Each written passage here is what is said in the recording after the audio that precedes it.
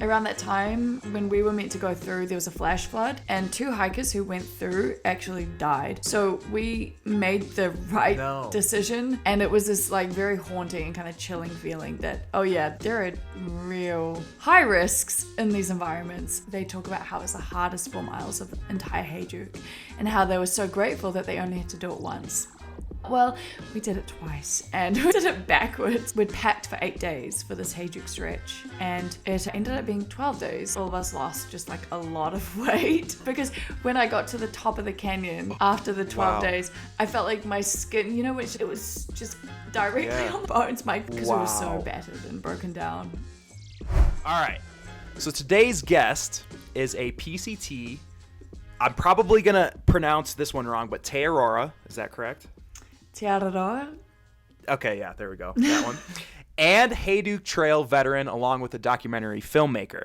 And so she's got an incredible documentary of her time on the PCT on YouTube that I highly recommend checking out if you haven't seen it already. But chances are you probably have seen it if you've been looking at PCT videos. So, and, you know, like I said to her before this podcast, this is the first time I've actually been nervous for an interview in a long time on the Peanut Butter and Mountains podcast. So, welcome, Elena Osborne. Thank you so much. Thanks for the intro. Great to meet you. Also, great name for a podcast. Was gonna say, I hear you're a fan of peanut butter. Mm-hmm. Big fan. Big fan. I assume you are too. Yes, I am. I think I eat way too much, actually. I think my cholesterol levels reflect that a little bit, my LDL cholesterol levels. Mm-hmm. Not that I thought I was going to be talking about this early in the podcast. Yeah, no, this is a great way to dive in. How is it in the day-to-day? Are you consuming it a lot? Yes. Okay, yeah, great. Are you smooth or crunchy? I can go both ways, but I'm on a crunchy binge right now. Nice, yes. Yes, I have moved to being a crunchy girl also, so we share this. What's the brand you like? Okay, it's actually a New Zealand brand, and they're now in America. I should be their ambassador. I'm not. Fix and Fog. Have you seen them in the US? What is it called? Fix and Fog. Okay. Many different flavors. They got the regulars, but they've also got, oh my gosh, my favorite, I actually think they discontinued it, was like a coffee maple. Peanut butter? Yeah, really? It was very good, but it actually no longer exists, so I shouldn't have mentioned it. But mint, like a fruit toast flavor. I've already forgotten how many, but there are so many. So if you see it, try it. Okay, but what about almond butter? Where are you at with that? It's good, but I feel like it's very like luxurious tasting. I feel like in the day-to-day, I'm going to go for, the peanut butter. The crunchy. Oh my gosh, we could easily just go down this rabbit hole for way too long. Well, I feel like you need to take out a third and fourth job if you're going to be affording the amount of almond butter I would consume if I replaced it with the peanut butter consumption that I was having. Do you know what I mean? Yeah, it's a luxury nut. That is yeah, for sure. So awesome. Okay. So obviously, you're on the Peanut Butter and Mountains podcast. You probably saw it and you're like, yeah, I'm going to be on that. That looks awesome. That sounds great. Right up my alley.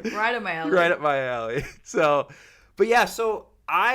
we're going to dive into a little bit more about her PCT videos and journey, a little bit about that a little bit later. We're not going to dive into it too much because you guys can listen to all of the podcasts she's ever been on. And she's talking a lot about the PCT there. So we're going to gloss over that. But what I'm really interested in today, one of the things I am, is the Heyduke Trail. Okay. Now, I just got back from a trip to Moab, Oregon. And it's dry. It's dry. It's hot, right? Beautiful country over there, though. But from my understanding, what the Heyduke Trail is it's in Utah as well. But it's more of it's not even really a trail. It's more of a general route that you're taking through Utah, something like that. Can you just explain what the heck the Heyduke Trail is and then some of the challenges that were associated with that? Yeah, sure. Also, did you say Moab, Oregon? Did I say Moab, Oregon? I feel like you did, but... I'm going to have to rewatch this. I was like, wait, is there a Moab, Oregon? Like an off-brand Moab, but in Oregon. Off-brand. Equally dry. Okay, well, if there is, interesting to check out. But Moab, Utah. Okay, so the Hayduke. Yeah, it's essentially, it's a route, an 800-mile route that starts out of Moab and arches. Kind of, you start out of Arches National Park and you head west, head south. You go through a lot of these beautiful national parks. I think there's 8, but I will have to check that. Fact check me there. You head through Needles, down to the Grand Canyon, and you end up going back north again, and ending in Zion. But it is definitely a route, not a trail. And would I attempt it alone? No. So that is the Hayduke. Wow. Okay. So what was it that inspired you to do this then? Well, so after actually posting my PCT film on YouTube, there was a guy called Andy who reached out to me, and he had just finished hiking the Pacific Northwest Trail with one other, Peter, and both of them had hiked the PCT in previous years. I think Peter did it in 2017, and then Andy had hiked it in like the OG days, the days of paper maps. No gut hook. No gut hook. Yeah. I mean, no fire out, no gut hook. So he reached out to me and was kind of like, hey, I really loved your film. I love the way you write. I love the way you document. We just finished this project in the Pacific Northwest Trail. We would love, if you're keen, to jump on and do another project similar to the one we've just done, but in a different area. And I was just, my response was just like, hell yeah. I really enjoyed my Thru-Hiking experience. I really enjoyed meeting people. I really enjoyed documenting it. This is kind of a dream project for me. So, it's marrying something I love, hiking and being outside, and especially my newfound love for Thru-Hiking, with, the filmmaking kind of route and, learning how to develop my skills from somebody else. With these guys who are a little more experienced than me. Well, much more experienced than me. And so I was like, hell yes, let's do it. That was 2020. Then COVID hit. And so this was delayed by many years. And so, 3 years later, the world opens up again. And we're like, hey, remember that project we wanted to work on? Well, we can finally do it.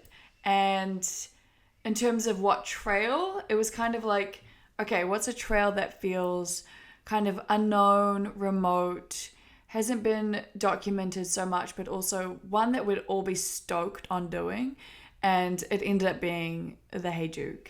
Wow. And I was just really excited because I had experience going through Moab, Utah, a couple years prior when I lived in the US for a couple years, or for 1 year. So I'd kind of touched these areas. I'd visited Zion, I'd been to Moab, and I remember just being completely in awe of this environment because there's nothing like it in Aotearoa in New Zealand.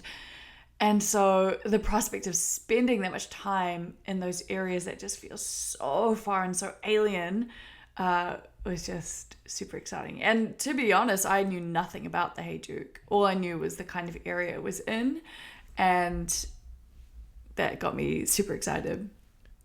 Yeah, I could tell on your face. Yeah, for sure. It sounds like it was something that really inspired you. Is that something that you've experienced in the desert? Is just kind of like a little like every time I go to the desert, I always just feel really inspired for some reason. I don't know why that is, but is that what you were kind of experiencing when you were on the Hayduke, or even before the Hayduke as well? Yeah, I mean, there's just a sense of it being so kind of like so remote in a really different way, in a way that you feel like you shouldn't be there. Especially when you're spending that amount of time for the Hayduke, right?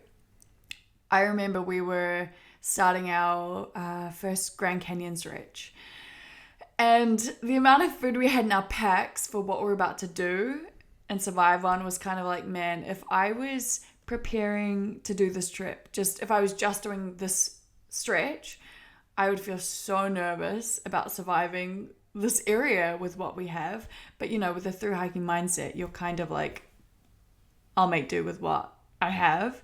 And it was just this really incredible, empowering feeling of, you know, you get every time, right? Understanding that you can survive with what you have in your pack, heading down into these completely remote areas. Yeah. Yeah, I mean, it looked like you guys were doing some. I was watching kind of the trailer. I don't know, was it the trailer or no? I think it was the Q&A that you were talking about with the Hayduke, but you had some B-roll over there. And I mean, you guys were doing some scrambling, some jumping over some water, and all of this kind of wild stuff. So what are some, like, I don't know, and you have the documentary coming out with this, I think, soon or soonish? This is we'll see. We'll see. It might be like 2025 to be fair. We shot a lot, like 10 terabytes of footage. It'll probably be a series, and it'll takes a lot longer when it's not straight to YouTube, you know, and when you have when you're going a more traditional route, which has been an interesting thing to navigate. Just I think because the ease of distribution with YouTube, right? You can just create it, make it yourself, throw it on. There's a lot more gray areas as well, in terms of what you can kind of get away with, in terms of like not music, but just permits maybe, which sounds really gray areas. But with traditional route, you know, everything has to kind of be you've got to tick a lot more boxes. Anyway. That was a tangent. 2025 series, likely, yes.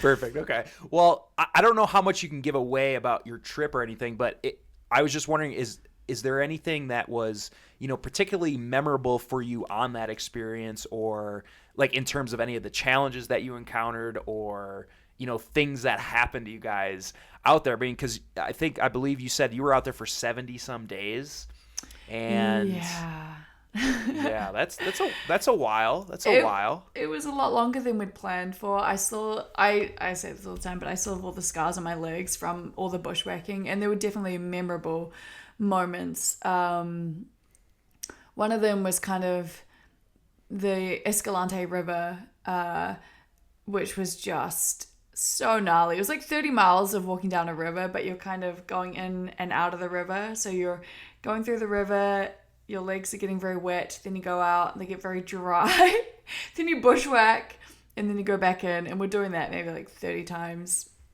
in a day. There were other sections where there were many, but I'm trying to think of some specific, like the Grand Canyon was super gnarly. We just had this one stretch where we were trying all the options. I think I wrote in my journal that it was something like, if killing options was an Olympic sport, we would be gold medalists. I love that. Because we were just like, okay, we've got to try everything. We knew that the rivers are really high because it was a like 200% snowpack, yeah. So the Grand Canyon, the rivers, I forget exact. I think it's Tapeats River. There was a river that was very high, but we thought we were late enough in the season to go check it out and maybe cross it. We got all the way down to the canyon, down to the river. You know, you spend a day or so getting down there, and then realized it was far too high. So we had to backtrack and find an escape canyon. We found a canyon called Crazy Jug, and which we spent another day trying to clamber out of. We later learned that you, even with correct gear, you know, like climbing, canyoning gear or whatever you need, like the ropes and all that, it's very difficult. And yeah, we learned that the hard way. We then had to backtrack again. In the Hayduke guidebook. There's a handout at school. Thoroughly read. There's a chapter that details these 4 miles, and they talk about how it's the hardest 4 miles of the entire Hayduke and how they were so grateful that they only had to do it once. Well, we did it twice and we did it backwards. So it's a section where you're kind of sliding down into these pools of water, and it's super fun on the way down. But on the way up, you've got to climb up these kind of like watery rock slides with your full packs. And just, I had zero tread left on one of my shoes as well. So it was a little terrifying, to say the least. It also meant that because of these additional days, we had this, we'd packed for 8 days for this Heyduke stretch, for this Grand Canyon stretch, and it ended up being 12 days. So we were, I feel like in that stretch, all of us lost just like a lot of weight. I felt like, no way. I felt like a person who was preparing for, a bodybuilding competition or a bikini body or whatever bodybuilding competition where you don't drink water and you don't eat for the last 24 hours, because when I got to the top of the canyon after the 12 days, I felt like my skin, it was just directly on my bones. My collarbones were just, so that was a very memorable stretch, and which, it's at the time was not as fun, but definitely a lot of growth, through these experiences. And it was also the stretch where we hitchhiked on some rafts down the Colorado River, met incredible people who also fed us, looked after us. I am forever just eternally grateful for what they did for us, and because we were so battered and broken down.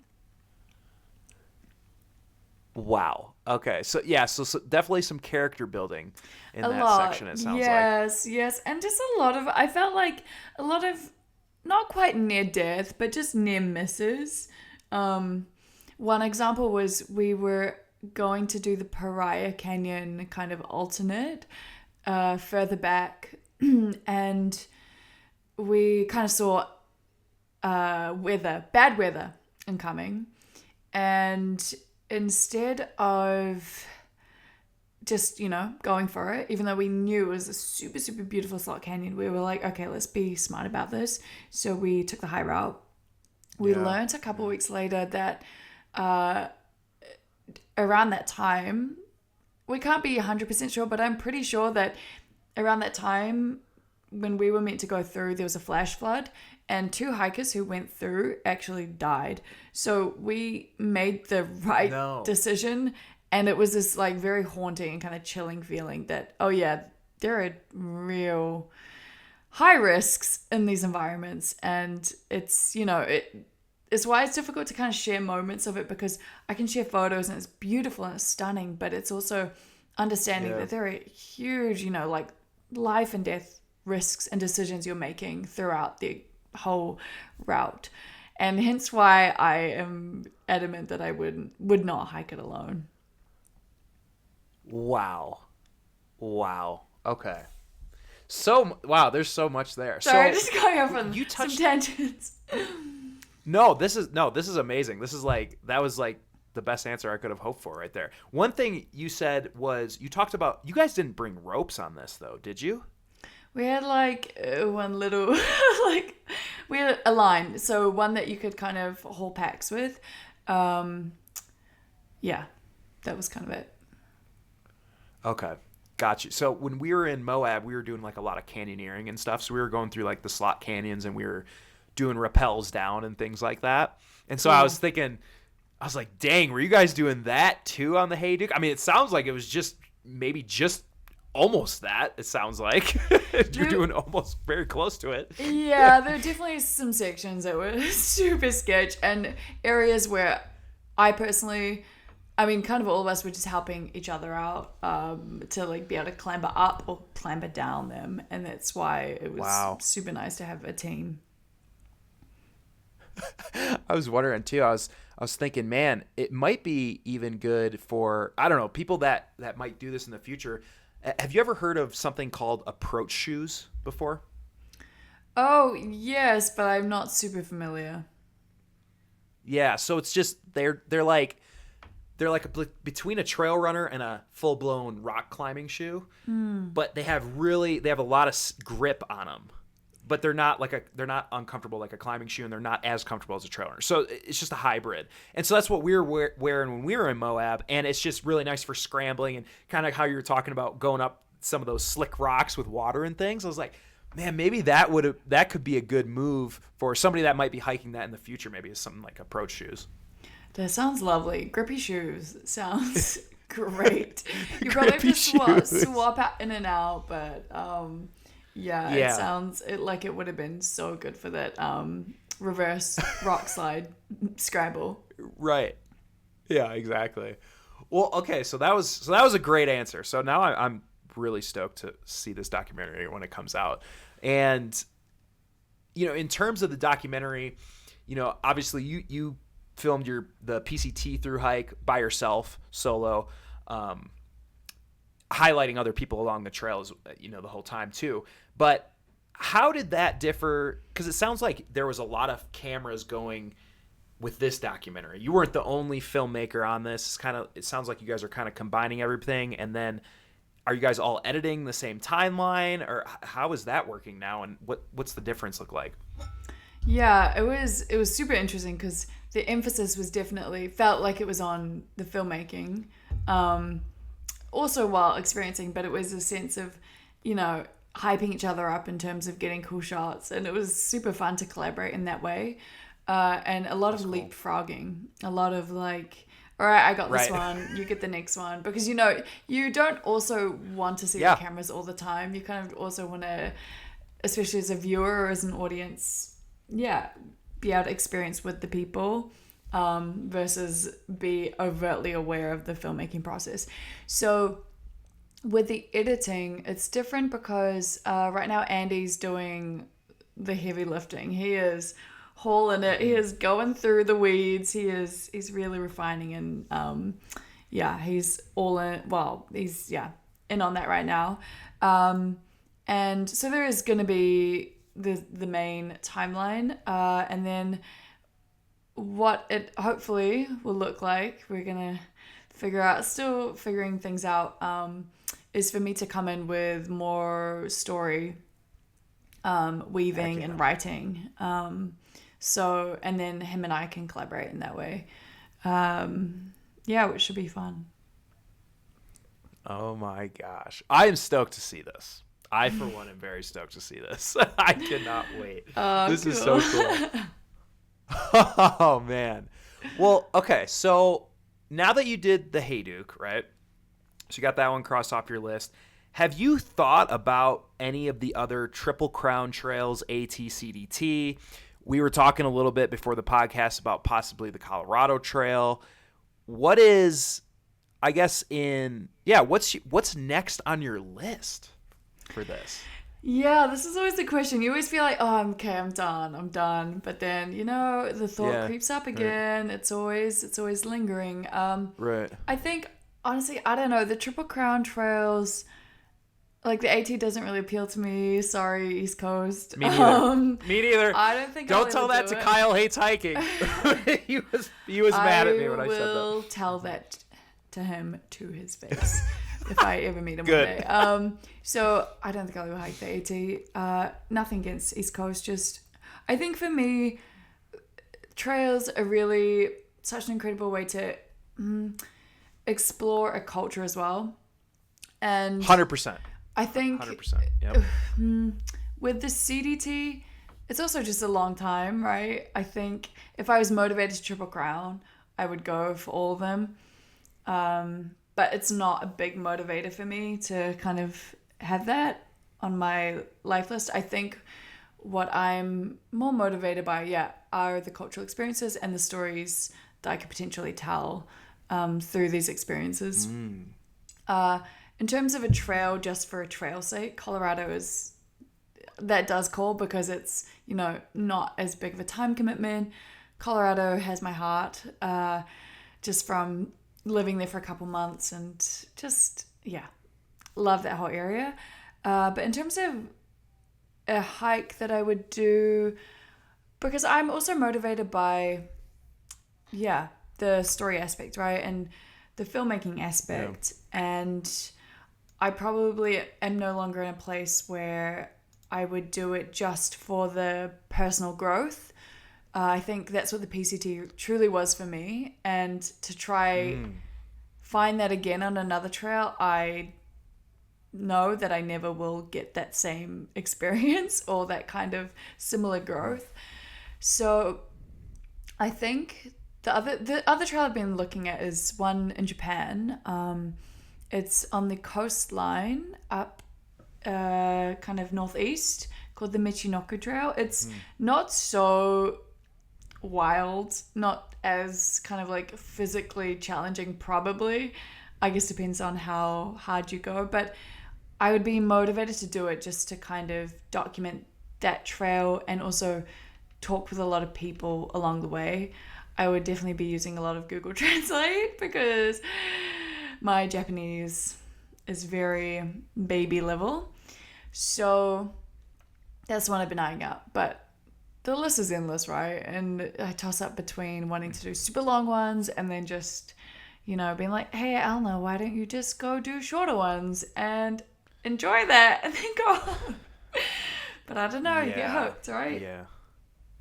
You do get hooked. Well, first of all, your self-awareness is incredible, because I think what you just touched on there, people should go back and listen. Like, so it sounds like you experienced your biggest personal growth on the PCT. That was almost like a launch pad for you into your future endeavors and everything that you're doing now. And now I'm the same way with this. Like, I don't know, for me, if I honestly don't know if I can go over like 500 miles on a through hike. I just kind of get a little bored.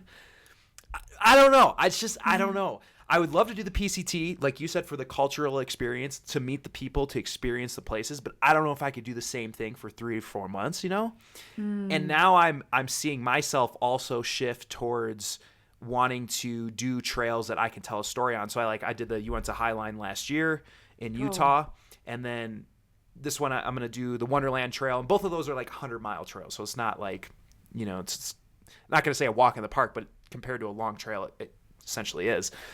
And so that's kind of seems what it's like for you too. So like you want to find trails that are going to inspire you, not ones that you just have to like check off because it's a Triple Crown trail or something like that. And I think, it's an interesting thing because it's like, also the internet world has changed as well with how trails are documented. I am recognizing more and more, you know, people are doing their like day 1 of this trail, day 2, and it's super cool to see, you know, the way people are documenting. But that also, it's funny, it makes me feel like an old person where I'm like, that didn't exist, you know, like reels of daily updates. And I don't know, it's changing, and obviously I contribute to it. You know, everybody who consumes does, but I think it's understanding. It goes back to the same thing, right? Of like understanding your why for doing a trail.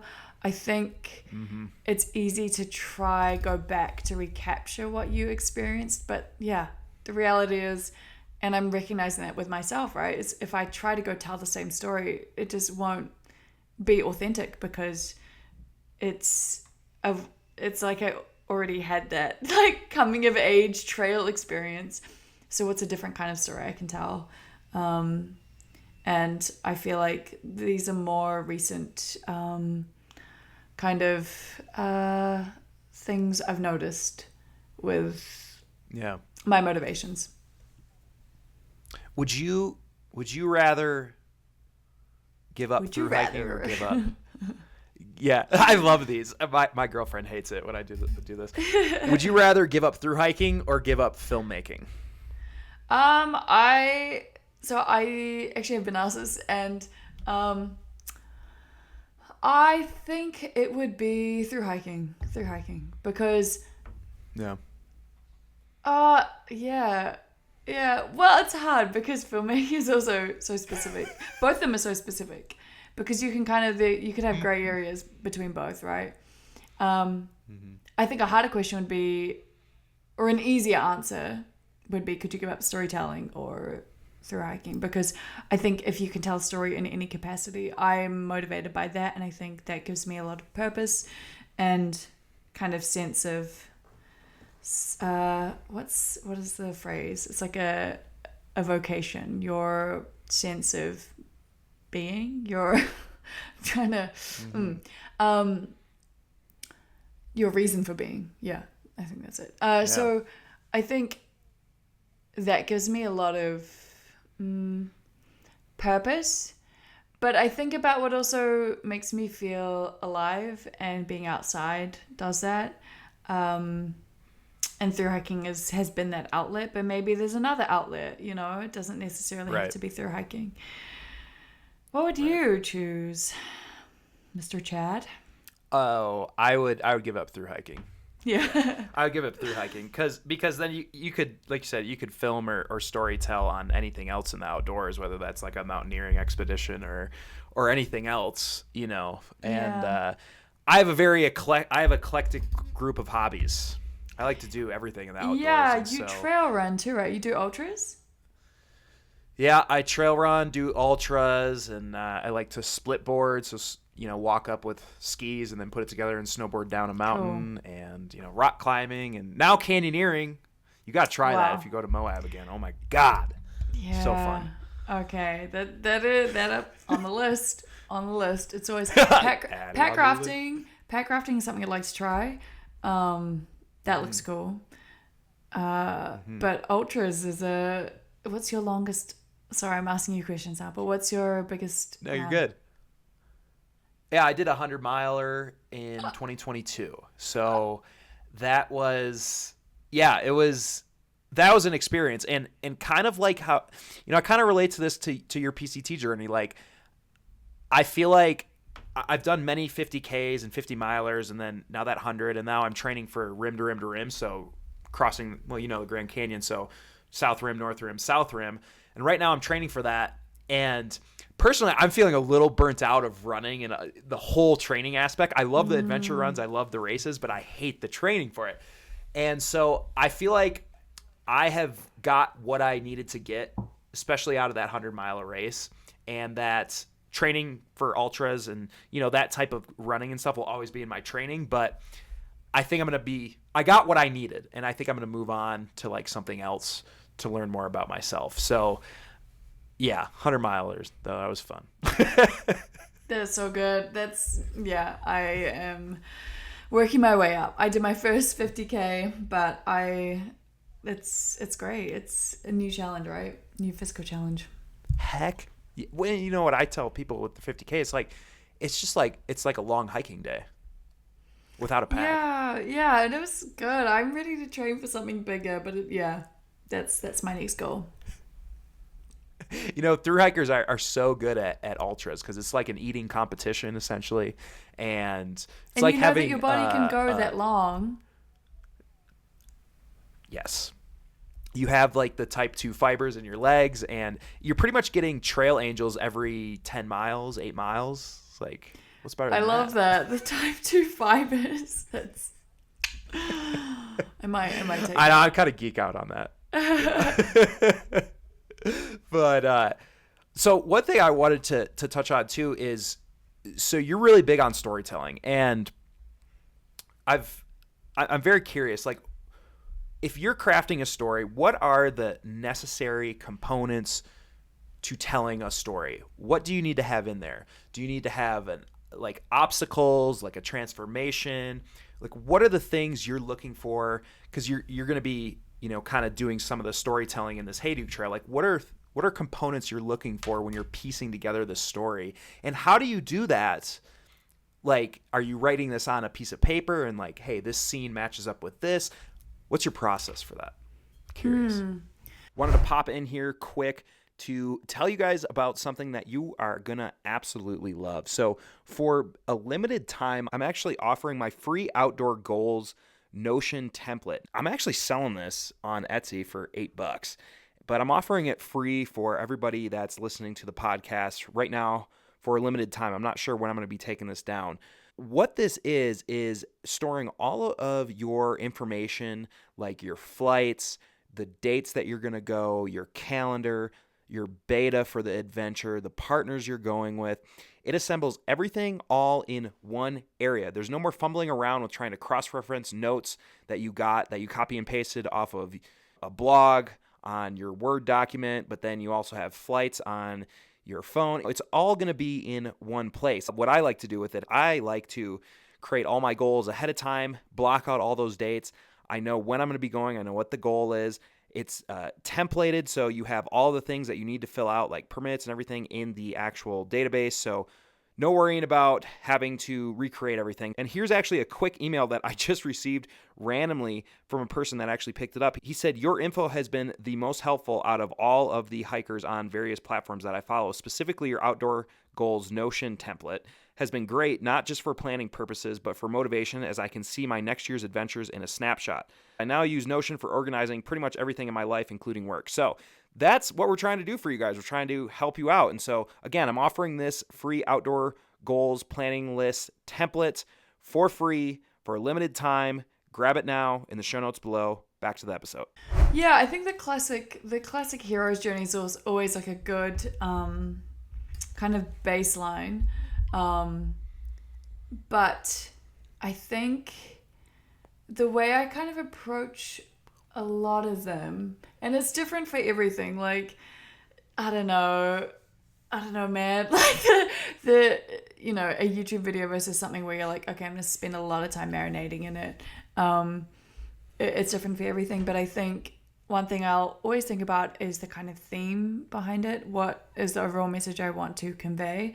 It's really fun when you're threading kind of audio bites and the kinds of things you were saying off the cuff in present moment, and then having time to reflect on it and weave, like your current self with your past self.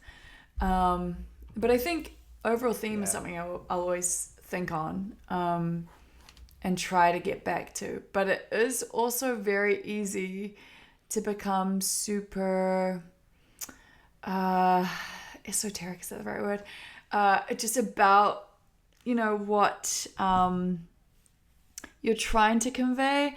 Like, I find it really easy to get too much in a different world instead of kind of just being, matching reality with, not reality, matching what you're experiencing in that moment with how you feel about it now, because those are two different versions, right? So it's always a push-pull of how much weight to give each voice, because it's a lot easier to look back when you're, it's a lot easier to feel at peace, at a computer versus looking back at a moment. And their air conditioning and sitting in a chair. versus times where you're like super, frustrated or hungry or tired or whatever. And I always also go back to writing. That's helped me a lot, I think. With the Hayduke, it was the first time I properly journaled every day. So I wrote on a physical notebook.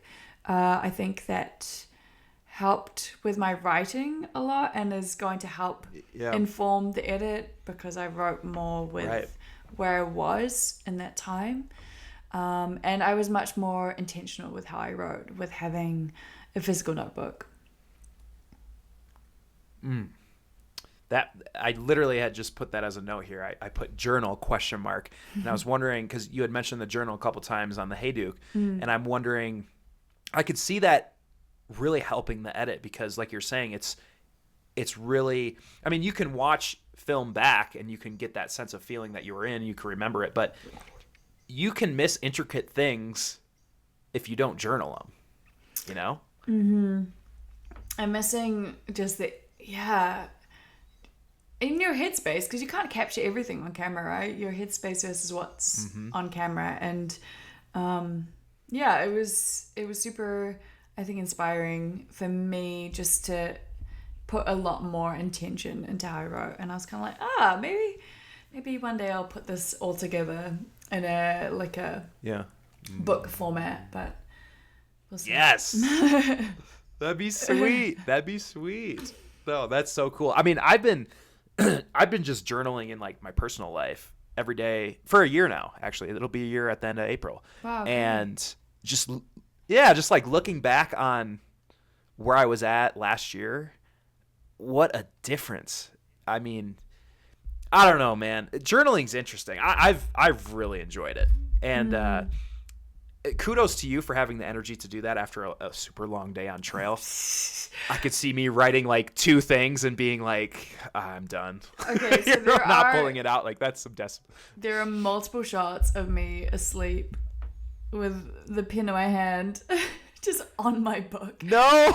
And it was, okay, so I should give a lot of credit to Andy, who I hiked with, because he was also journaling, and we were accountability buddies, where it was like journal club, and so we'd put on a bit of Alaskan tapes, music, and then journal together. Or just no way. We'd both have our red lights on, and we'd see each other just journaling, but I would fall asleep, and I woke up a couple times to somebody turning my headlamp off. And then following up the next morning or the next day. So yeah, it was tough. It was tough to write when you're so tired, but I think worth it. Yeah, it's worth it. It's just like filming your hike. It's always worth it in the end, especially when you get into the editing suite and you're sitting there and you're like, oh my gosh, you're reliving the whole feeling. So cool. Mm-hmm. Bit of extra effort, but oh wait. Yeah. Oh, that would be kind of a cool picture for your book, or like the just asleep. What am I trying to say? The cover. Yeah, like you asleep with your journal, like with a headlamp on. That'd be an epic picture. Like, it'd be cool. It'd be kind of cool. Oh, have you thought about doing something like that, like writing anything? Yeah, I put on like a 10-year plan. Like I would love to write a book, and my 10-year goals. But you talking about, you've inspired me now to possibly take a journal on a trip like that now, and because that's just going to help if you do that in the future, but it's definitely going to help short term when you're creating your edit and telling a story about the documentary. So yeah, I have. So we'll see. Cool. See. Sounds like a big commitment, but I think it'll be fun. Yeah. You could write from anywhere. You could write from a trail. Yeah. Right. So, but okay. So now I said I was only going to touch on this briefly. I would be remiss if I didn't ask you at least one question about your PCT documentary. Mm-hmm. And I kind of want to preface it by saying, Darwin on the Trail, I'm guessing. Sorry, who's that? Yeah. Who's Never heard of him. Never heard of him. Yeah. Oh, mate. It's surprising. I put it up on Instagram, and nobody, like, people seem to either only consume on Instagram or YouTube, right? Mm-hmm. Like, I don't know if many people cross over a lot of times. And, like, not a lot of people knew him on Instagram. And I was like, really? Like, you guys aren't watching Really? He's like YouTube? It's weird. Jesus of Thru-Hiking. I had met him. I was like, I still haven't met him. Yeah, I have met him. First time I saw him in, is it Timberline Lodge? I was hiking the PCT. And I'd watched all his videos before hiking. And my brother was like, if you ever see him, you have to go take a photo with him. So when I saw him, I was like, I got to go get a photo. But now the story is that I fangirled over him. But it's great. And didn't get the photo? No, I got the photo. I got the photo. I had the nice. Photo. But no, I'd love to. I just need to come back to the US and hang out with all the thru-hikers, really. Yeah, well, so I interviewed him a few months ago, and randomly we were talking, and I don't even know if this was on the podcast or if it was off the podcast, but he goes, who's someone you need to check out her videos is Elena. And he's like, yeah, the PCT series. Like, he loved your PCT series. So, it's just kind of a shout out to how good these are. But what was it that you think, like, what are 2 things, I guess, that you think resonated so much with people from that series? I think, it's interesting because I recently kind of went back to it because I was like, why did they do so well? Why do I feel like it was not effortless? I feel like I remember I feel like I made the series feel effortless, but it was a lot for me. I think each episode would take like 2 weeks. And when I think about what has resonated, maybe because everything was so new, and I was kind of like a kid going out into the world for the first time, or something, similar to that experience. And I could really just speak to that. It was very earnest. And I think when you're a beginner at anything and you find somebody else who's a beginner, it's really exciting because you relate on that level. I think because I hadn't had the experience, like I wasn't an experienced through hiker. I'd been on a couple multi-day hikes. But I was, I felt like a complete beginner. And so I think that resonates. And I think just the kind of maybe way I'd woven it together and just spoke about it. I didn't have a lot of preconceptions around what I was sharing. I was kind of just like, this feels right. I'm going to make it. Mm-hmm. It's hard to really remember truly because it was 5 years ago, which is wild. Yeah, coming up in 1 week is my 5-year trail anniversary. But in terms of the editing, I think as well because I'd had, experience editing for YouTube, I could kind of gauge what worked on the platform at the time. Mm-hmm. Maybe that helped. I'm not sure, but in reality, it was just like I was reliving it and enjoying reliving it in the edit, and maybe that just really came across. As genuine, authentic, genuine. Yeah. A lot of there was comments on the videos too, or I think I was watching a podcast that you were on YouTube, and I was looking at the comments, and people were talking about how they enjoyed that you told, like, it was a hike that you did, but it wasn't necessarily about you per se. It was obviously, but like you also highlighted a lot of like the people on the trail as well, which is a little bit different than other things. Yeah, when I went out there, I think I said this as well. I was just gonna make a short film. That was my goal when I kind of met and talked to people. I'm like, yeah, I'm gonna make a short film, and I felt like I was the only one doing it. There weren't a lot of people filming. I didn't feel like the only person, but I felt like a bit. I was excited by it, but I also felt a little bit, nervous to tell people like, yeah, I'm gonna make this thing, because it's easy to say it, harder to actually do it. So you wanted to feel like you're actually going to make something. But I knew I was capable of editing, because editing is the hardest part. Takes 4 times as long as the actual filming. Right. Can. But when I talked to people, when I went out there, I was kind of like, I knew it was about the people. I knew it was the people you meet are going to be, going to have interesting stories, interesting perspectives. And I wanted to capture that. And I just viewed myself because I think I said this before, I'd never really filmed myself. Maybe at home when I was just like, having fun, like mucking around with my siblings. Right. But never in a public space, like super, super shy. And in that regards, I viewed myself as just like the vessel to tell the story, because, with platforms like YouTube, you need a face, you need a voice to be attached to the story. It's just like the more personal something is, the more universal it can be. And so when it was my face, my voice, it gives somebody like a person to look at, to connect with.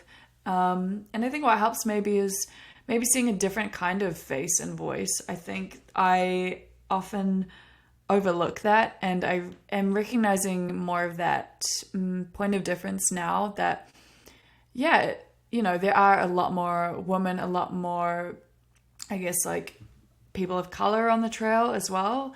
not, in huge representation, but more so than there was before. And if I'm somebody who's contributing to that, I think that's really cool. That's really cool that if somebody sees my face or hears my voice and is just like, hey, if she could do it, then I could do it too. That's super cool. Something I didn't think about, but has been something cool to, I guess, come to understand. Yeah.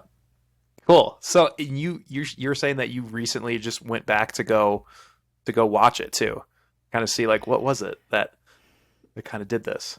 Yeah, because I think it's really easy to become disillusioned by YouTube. Because it's like you're tending to an algorithm, but you're also just wanting to make cool stuff. You want to tell cool stories in a way that you want to. Yeah. And so it's remembering, what was the thing that was my kind of like unbridled sense of joy or like approach, or what was that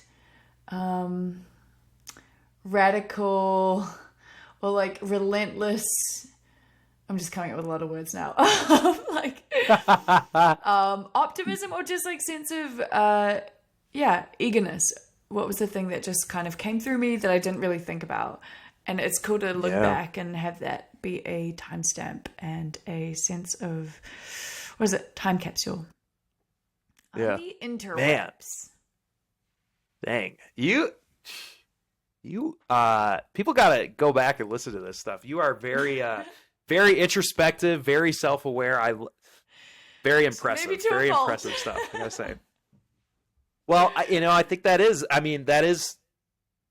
how I feel like a lot of creators are like that. A lot of creative people are like that though, right?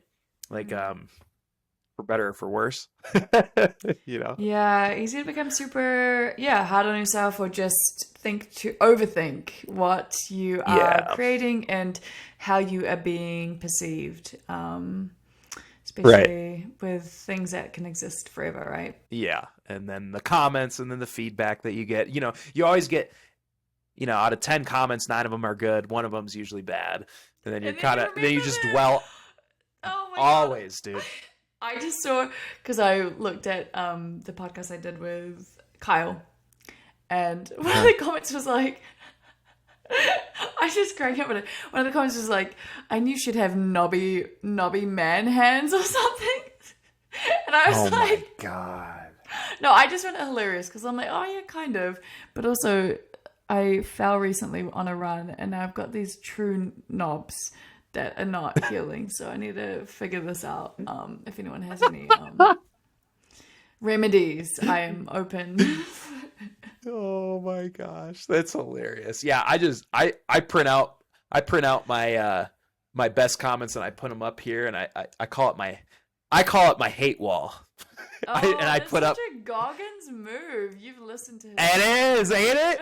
Oh yeah. I actually have his newest book right on my bed over there somewhere. But the new one is really great. Have you listened to both of them? So I've read the first one like a couple times, and then every year I kind of go through my highlights in it. But I haven't read the second one yet at all. I haven't even cracked it open, but sounds like it's good.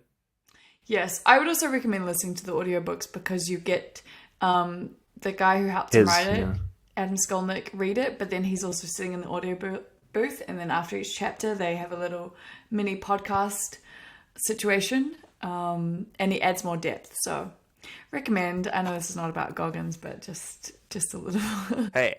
Hey, the fact you're a Goggins fan, man, you're even higher up. I love it. Yeah.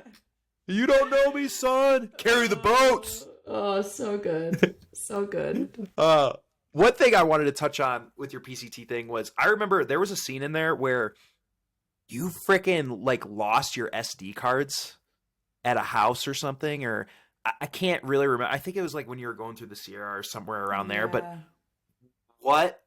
I can't even imagine. I mean, you got them back, but I can't imagine what you felt like when that happened. Yeah. Walk us through that a little bit. Oh my gosh, it was heartbreaking. I think we were in Mammoth. So the town before that was it Bishop? No, it may be Bishop.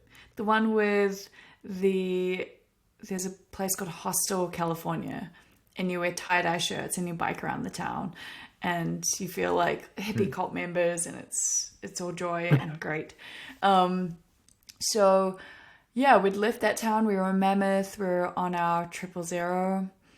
And which is attached to another story that I'll write about one day.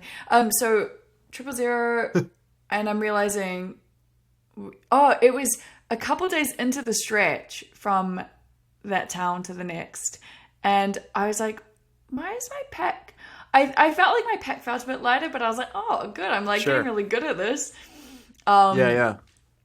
And then we're packing up day 2, I guess. And for the morning to head out, and I'm like, where's my electronics bag? No way. And I was just like, oh, okay, well, I don't have it. It is gone. And it was too much of a mission to go back. So it was kind of like, okay, it's either at the trailhead, or because I repacked my bag there, or it's back in the town, in the hostel maybe. But I have no recollection of where I would have left it. And usually you would. Yeah. Yeah, and so I'm day 2, and I know that this stretch is a week. So this is like day 2, right? And I'm like, okay, I've got 5 days. This is a pretty super tough stretch. The snowpack was insane that year, like no trail. I was like, okay, I literally just have to forget about it. I cannot let myself dwell on this because it'll ruin this week for me. And I have to be kind of present with where I am and also continue documenting. So in my mind, I was like, okay, either the trail begins now in terms of my documentation of it, or there's a way I get it back. Either way, I just have to be, where I am in this moment. So for those following 5 days, I just pretended like I forgot about it. A couple, moments throughout the week, I'd be like, have that kind of like gut-wrenching feeling of like, oh yeah, I might have lost all my footage up until this point, which is the Sierra. So the first 800 miles gone. And then we got to Mammoth, and I just kind of put it out on Instagram. Yeah, which is, man, it already feels dated to do that. But I would do that still probably. And then I just called the hostel, and I was like, I'm just going to throw everything at the wall to try get this back. And called the hostel. They were like, it's not here. We can't see it. Oh not my anywhere. God. And I'm like, all right. So those are the only places I could think of. And somebody checked the trailhead for me as well. Another hiker did, which was super lovely. And then maybe half an hour later, I get a call back from the hostel, and they're like, hey, actually, we have found it. It was in the kitchen behind all these jars of food. It's right here with us now. And I just the joy and the kind of like relief and just excitement. I just remember yelling it out, and there were like 10 of us hikers in the room, and I was like, oh my God, they found my electronics bag. Yeah. And everybody was just so excited for me, and it was just such a moment of joy. And it was super lucky because one of my Kiwi friends, she was working in Mammoth at the time. She'd hooked us up with a sweet room, discounted room, and also had a car. And she was like, you can borrow my car, just drive back to Bishop. I think it was Bishop. Drive back, go get your electronics bag, and you'll be sweet. And the week-long stretch took 45 minutes to drive. So that also put things a lot into perspective. It was like, oh my God. We spent a week with it. But yeah, 2 buddies, Lucy and Irish, went and got it, and they brought it back. And what a moment, because the first, 800 miles of the whole PCT series documentation of it would have never existed had it not been located. Oh my gosh. Kudos to you for holding it together for that week. I would have been freaking out. Yeah, it was definitely a moment of what have I done? At the same time, you never know what you're going to create. Like I look back now and I'm like, oh yeah, the series would have just not been what it was had I not had that footage. But at the time, I didn't know what the series was going to look like or what the film was going to look like. And in that moment, I was kind of at this place of acceptance of like, well, if that's where the story begins, like you just have to work with what you have. And it sucks, but that was the kind of state of mind I was in. Yeah. Heck yeah. Ah, you're awesome.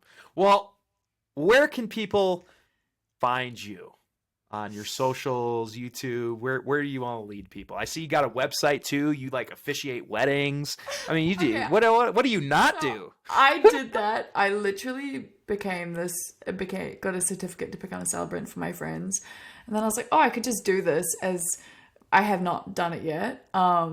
Not once. I think I'm gonna take that down. But if you are in New Zealand and you want to be married by me, I'm around. I would do hiking elopements.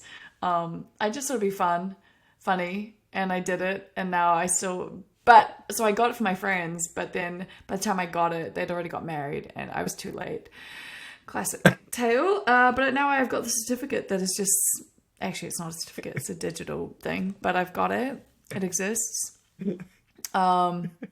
Tangent. So yeah, I do have a website, but mainly, I mean, I am on Instagram and YouTube, trying to potentially be more consistent on YouTube and see how that goes.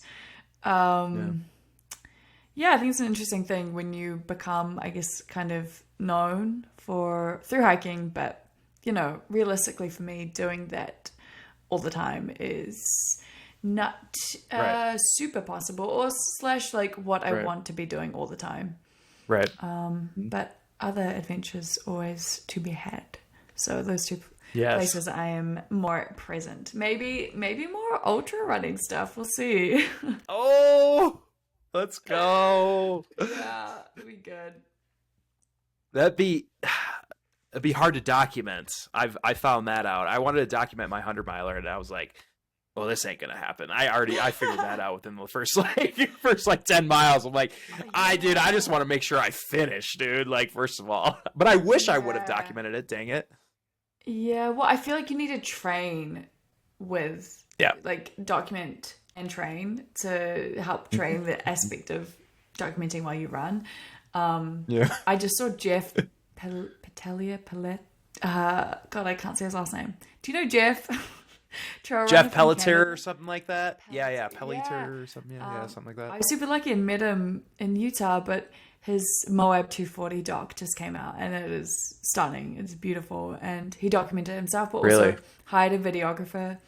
I think that's probably the way to get more coverage.